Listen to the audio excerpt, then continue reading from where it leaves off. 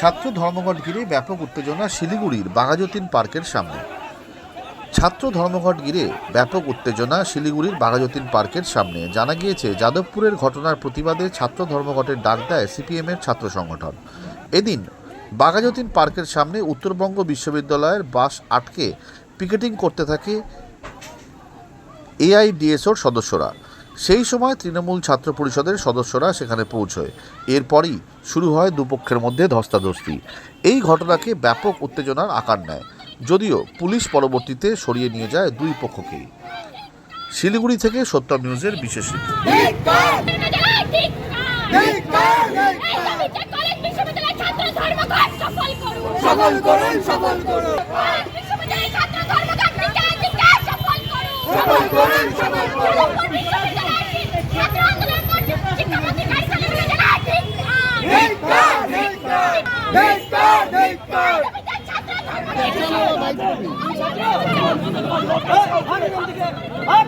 ছাত্র লজ্জা থাকা উচিত।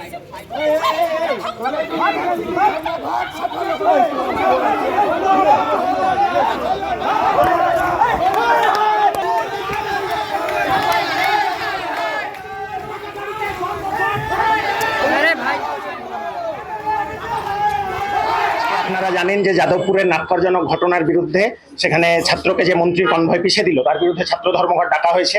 এআইডিএসও থেকে আমরা পিকেটিং করছি সকাল থেকে, এবং আমরা দেখলাম যে ছাত্রছাত্রী স্বতঃস্ফূর্তভাবে এই বন্ধে সাড়া দিয়েছে।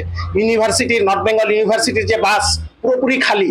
আমরা ড্রাইভার দাদার সাথে কথা বললাম, তিনি বাসটা সাইড করছেন।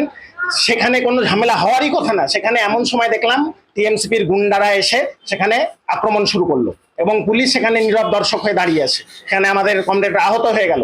আমরা বলতে চাই যে এই যে ধর্মঘট, সম্পূর্ণ ছাত্রছাত্রীরা স্বতঃস্ফূর্তভাবে সাড়া দিয়েছে, সেই জন্য তারা ফ্রাস্ট্রেটেড হয়ে এইভাবে আক্রমণ করছে।